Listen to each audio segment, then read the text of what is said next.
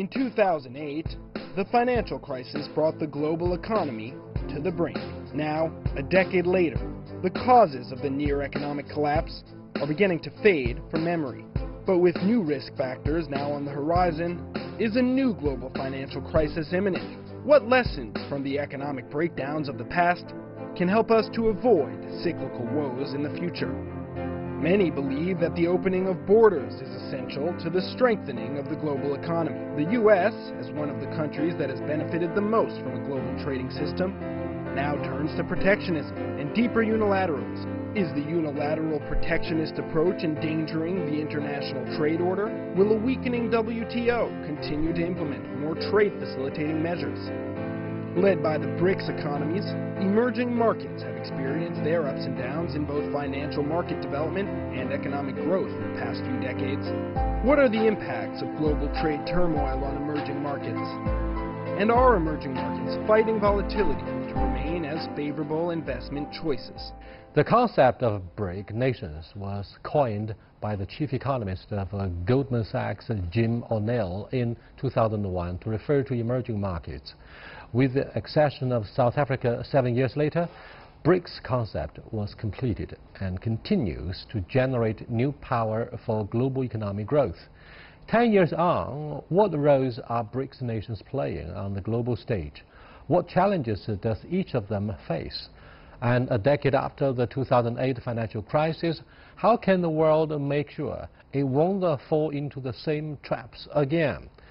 To discuss these issues and more, I'm happy to be joined in the studio by Professor M.D. Nalapad from Manipal University, New Delhi, and Charles Tang, Chairman of the Brazil-China Chamber of Commerce and Industry. That's our topic. This is a dialogue. I'm Yang Rui.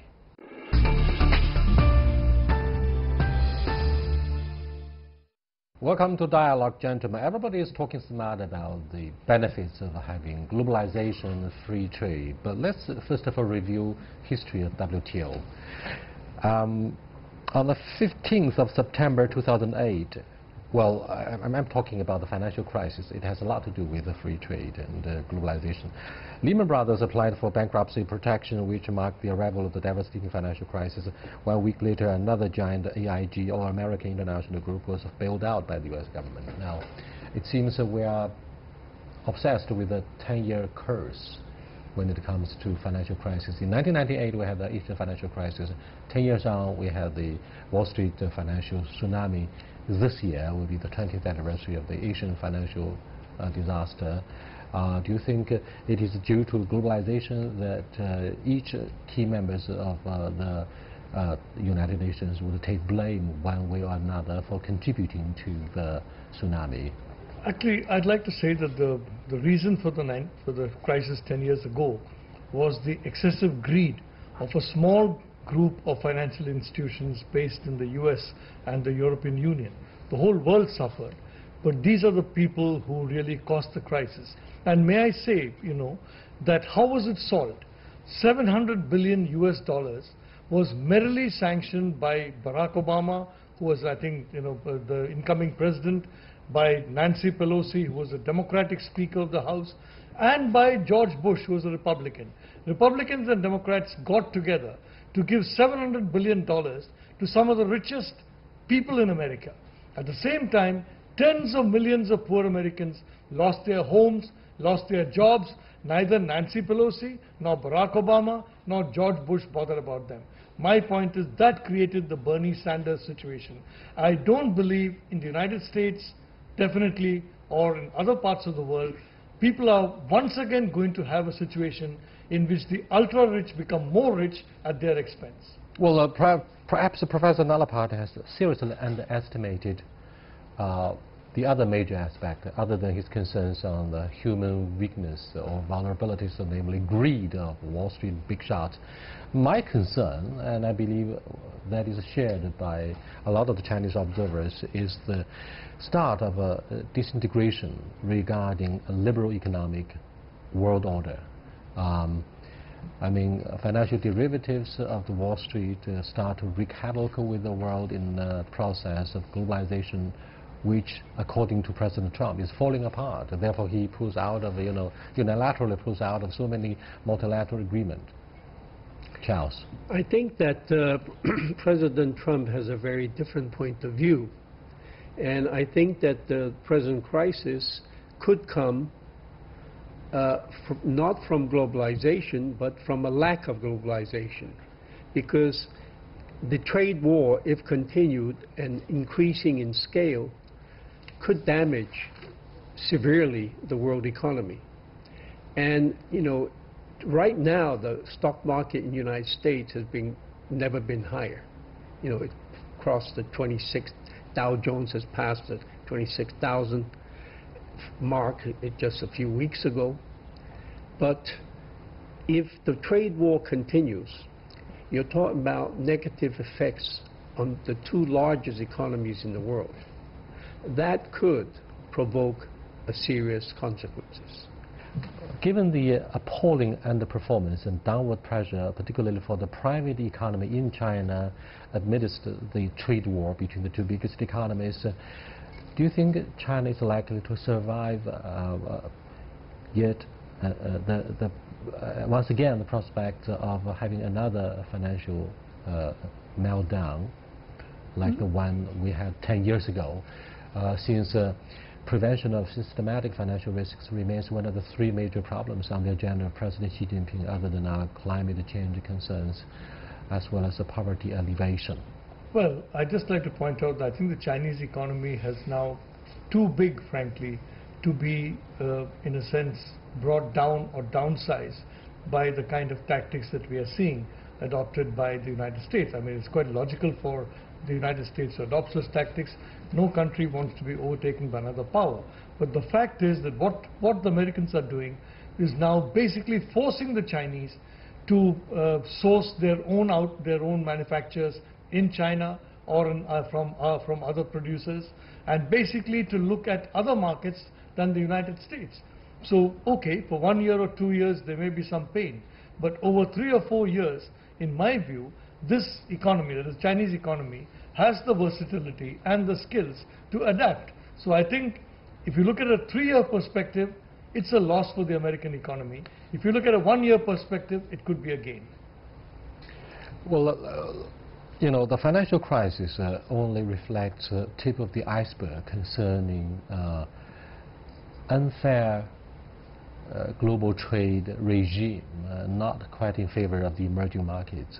That is why the Doha round came to no avail when it comes to the multilateral trade negotiations between emerging markets, developing countries, and particularly developed countries, especially focus on the subsidies for agricultural produce. Brazil is a great country for agricultural produce, as you mentioned earlier. So President Trump, who is so angry with the rules of the WTO, threatens to pull out of this multilateral trade regime. Do you think this will bring about disasters, or does it cry for another round of negotiations to address once again the issue of fair trade? Well, whatever President Trump wants to do is really unpredictable. However, WTO does serve a very positive purpose in regulating and establishing rules and guidelines for dispute settlement. Trade. Okay. Now, I think that if he does pull out, and he could, it would disrupt global trade and also affecting the U.S. Okay, very much so. I agree. We talk about a short-term point of view. It's harmful to this trade war. It's harmful to the Chinese economy, but it also is forcing the Chinese economy to find other alternatives and options. Well, the WTO stands for multilateral agreement. The United States tends to have unilateral action, preemptive strikes in negotiating with Mexico in the first place, and then across the Atlantic Ocean with the European Union about the prospects of having zero import duty on each side. Do you think, given the adversity of the Doha negotiations, bilateral negotiations will soon replace completely the functions of WTO? Well, the United States is an extremely powerful country, and so there is, again, logic in the United States wanting to have bilateral deals with other countries, all of whom are smaller in size than the United States. But the reality of the situation is America is strong because the dollar is the global reserve currency. America is strong because the financial markets are essentially controlled from within the United States. Now you have American financial interests who basically control money from China, from Russia, from India, from Brazil, from almost everywhere. It's American or maybe to some extent British share that. So it's this dominance in the financial chain, this dominance of the dollar as a currency that is enabling the United States to, in a sense, get its own way with other people. Now, how long will this last? If the United States is going beyond certain limits, other countries are going to challenge the dominance. For example, India. In my view, we need to look at, of trade in each other's currencies with all the BRICS countries.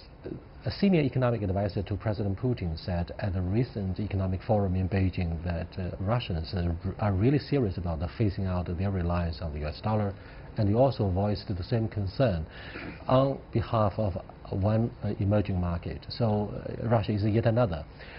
No one underestimates the representation of the political will on both sides, Russia and India. China, of course, will be one of the first. If you look at the oil futures in the Shanghai stock market, we really want to use RMB instead of oil dollars for the settlement of the transactions. Do you think Brazil is also ready, or you are in the shadow of a Monroe Doctrine? You are held hostage by the American multinationals. You have little margin for maneuvers independently. Not really. As you know, the Lula Workers' Party government took Brazil away from the U.S. axis, and not only that, encouraged like 6 other countries from Latin America to move away from the U.S. dominance. So I don't believe, and right now there's going to be an election next month. But the turnout would be a major issue in your country regarding the election, because even if those who do agree to turn out, they would cast invalid votes, blank votes to show their protest and their defiance because of the poor performance of the economy. So, because of the poor performance of the leaders of the country that are controlling the economic policies. It sounds to give a ring of truth about Ukraine, what happened in Ukraine. Whoever was voted into the office, there is always the chronic issue of corruption. Do you think you'll repeat the same mistakes like what happened in Ukraine? The fight against corruption in Brazil is very, very strong. For the first time in the history of Brazil, the rich and the powerful are going to jail. First time.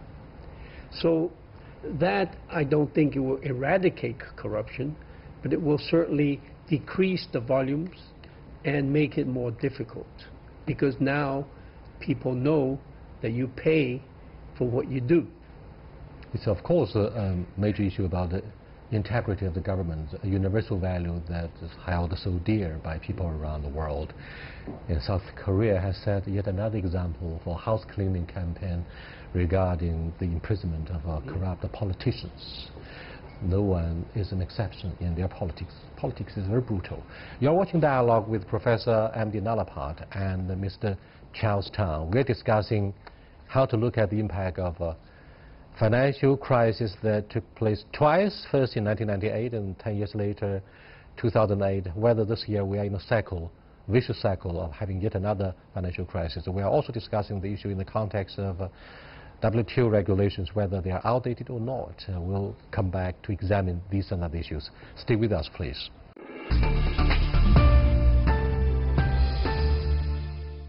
Welcome back, gentlemen. We've been discussing WTO, financial crisis and domestic elections in Brazil, but are you optimistic that BRICS will come across as a serious force to reckon with other than G7? G7 was for a while a joke in the wake of 2008.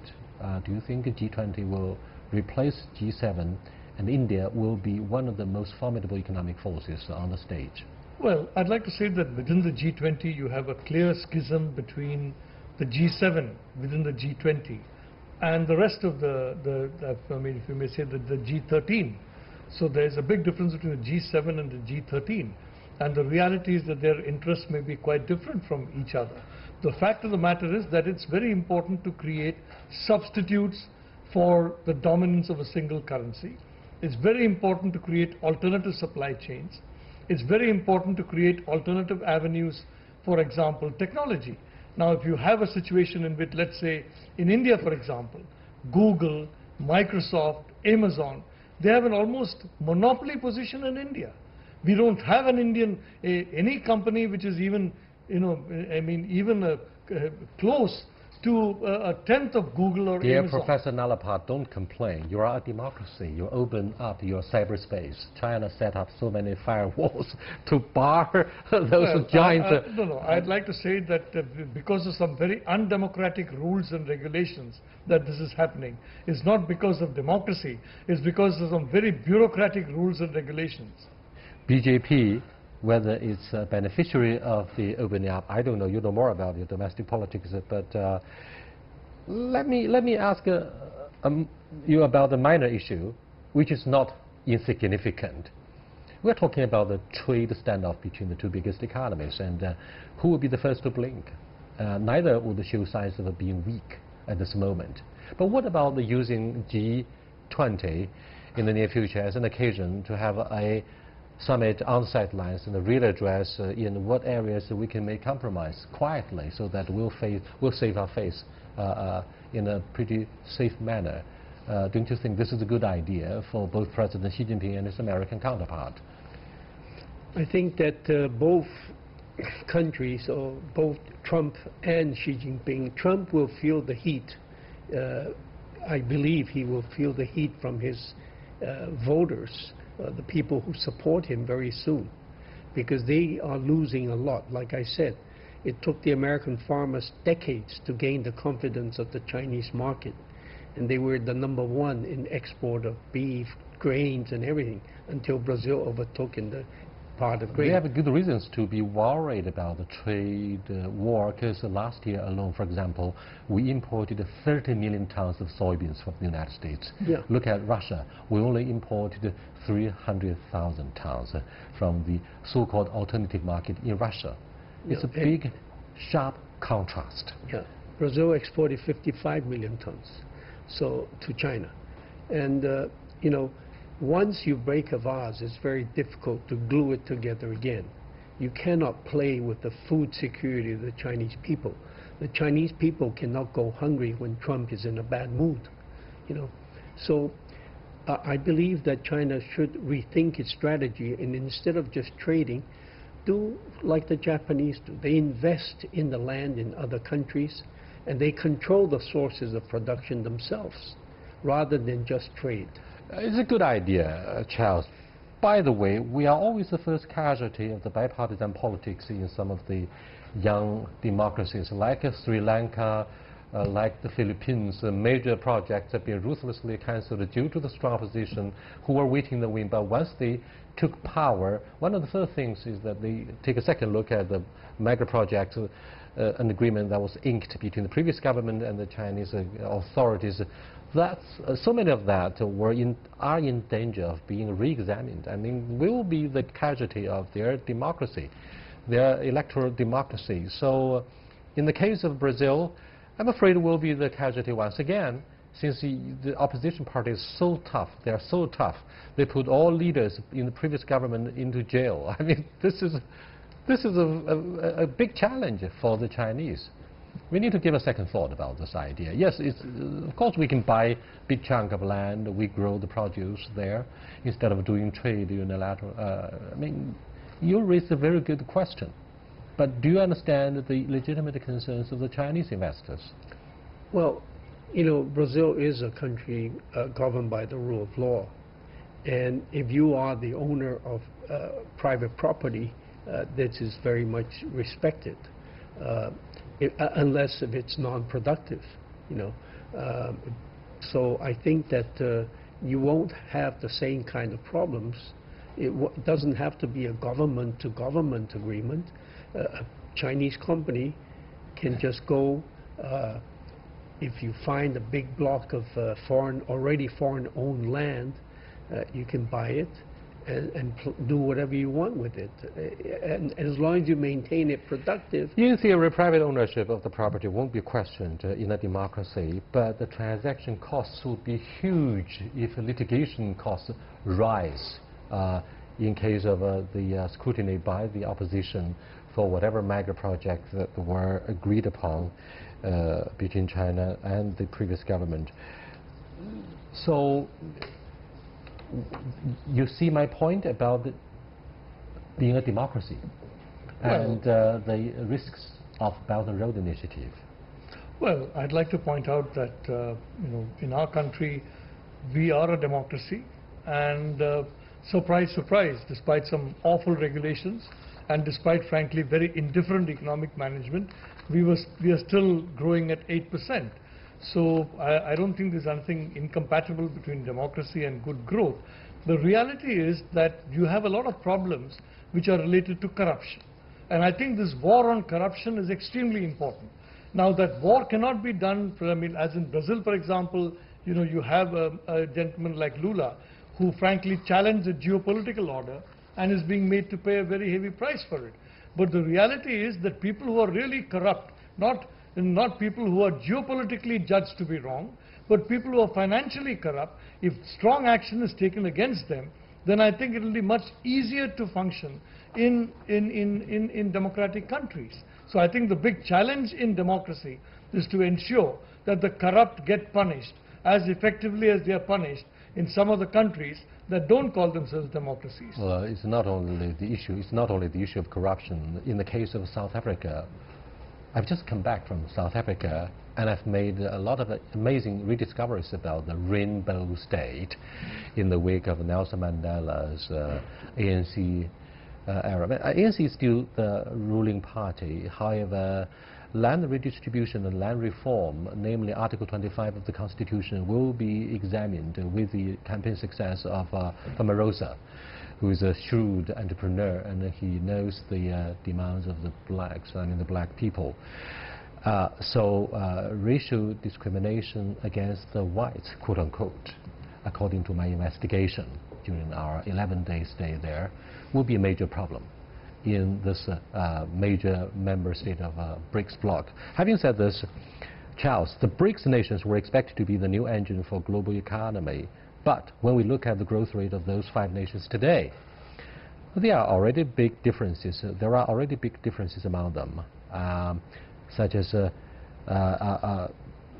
India 8%, China 6.8%, Russia 1.6%, Brazil 1%, and South Africa 0.6%. They are pretty weak in terms of the economic performance. Are they still a formidable force to reckon with these days? I mean, G7 would have good reasons to laugh at the lackluster performance. Well, Brazil went through a very big political infighting, okay? And, not only people from the leftist governments, like the Workers' Party in jail, several leaders of the opposition are in jail, okay, top leaders. So it's not so much corruption against one party or one group of political thinking. So I believe that with the next election, there are 2 possible candidates. That from now, it looks like either the radical right or the Workers' Party can win the elections. And I believe that with this, anti-corruption war going on in Brazil, which cannot be stopped by any one party because it's arresting people from all the parties.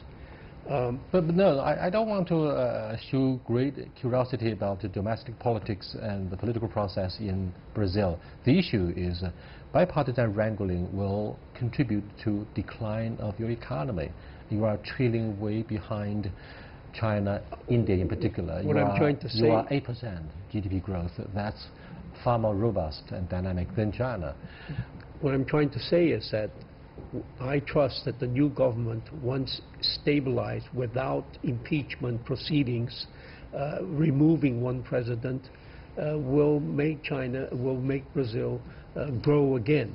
Brazil gathers much more conditions than China or Japan to be a economic superpower. The last question, gentlemen, is obviously we have different modes of development. India has its own version. China sets a good example for African states. Look at the FOCAC, the Dialogue Summit Forum between Mr. Xi Jinping and over 40 heads of state from Africa. Do you believe with the downward pressure of the Chinese economy, we are still regarded by most developing countries as a role model in shaping their way of development? Well, I'd like to say that every country has different institutional structures, different populations, and different political histories. So from that point of view, I don't think that any country can serve as a role model for any other. But having said that, I'd like to point out that China represents a huge opportunity, just as India represents a huge opportunity. We represent a very large opportunity for Chinese companies and Chinese enterprises and Chinese investors. India represents a huge opportunity. So irrespective of the political system, frankly, and I think irrespective of whichever party is in power, the reality is that that fundamental fact of both of us having great opportunities in each other's country will work. And I'm very happy to say in the case of China and India, after the Wuhan summit, I think our relations have gone to a very stable track, and if I may say so, a very cooperative track. What makes China different from other member states of the BRICS bloc, I'm afraid, is the role or power of the middle class. The middle class, unlike in other democracies, are pretty quiet in our country about the rule of law, about the sense of justice, for a reason you guys know clearly.